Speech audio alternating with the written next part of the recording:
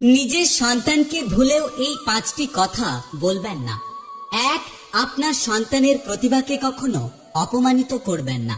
শিশুরা ছোট ছোট প্রচেষ্টাতেও বাবা মায়ের প্রশংসা প্রত্যাশা করে, আর এমন না হলে তাদের মনের গভীরে আঘাত লাগে।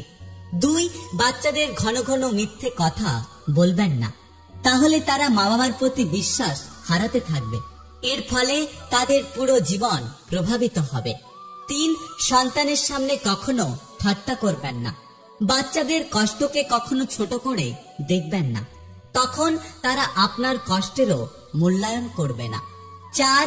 বাচ্চাদের কখনো বলবেন না যে আপনি তাকে ভালোবাসেন না বা তাকে আপনি জন্ম দিয়ে ভুল করেছেন। এর ফলে তারা নিজের পরিবারকে পর ভাবতে শুরু করবে। 5. বাচ্চারা কোনো কাজ করতে না পারলে তাকে ছোট করবেন না, তাহলে সে আত্মবিশ্বাস হারিয়ে ফেলবে। মানুষের প্রতি মানুষের বিশ্বাস যখন কমতে শুরু করলো, তখন দরজার আবিষ্কার হলো। মানুষ যখন বিশ্বাসের উপর আঘাত করতে শুরু করলো, তখন তালার আবিষ্কার হলো। আর মানুষের ওপর থেকে মানুষের বিশ্বাস যখন একেবারে উঠে গেল, তখন সিসিটিভি ক্যামেরার আবিষ্কার হলো।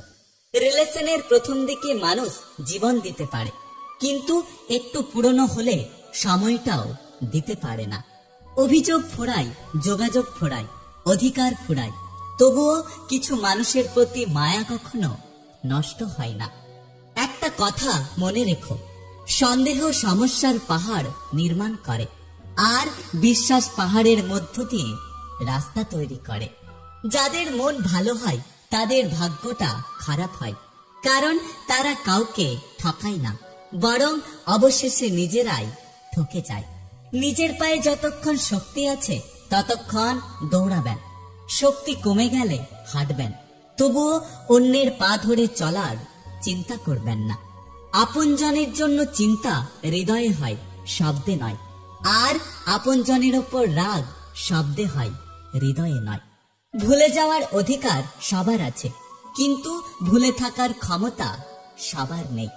একটা কথা সবসময় মনে রেখো, অন্যের ক্ষতি চাইলে তোমার পতন অবশ্যই হবে। জন্ম নেওয়াটা ভাগ্যের ব্যাপার, মৃত্যু হওয়াটা সময়ের ব্যাপার, কিন্তু মৃত্যুর পরেও মানুষের হৃদয়ে বেঁচে থাকাটা, সেটা পুরোটাই আপনার কর্মের ব্যাপার। কেউ নিখুঁত নয়, অথচ পৃথিবীতে সবাই সবার খুঁত ধরতে ব্যস্ত।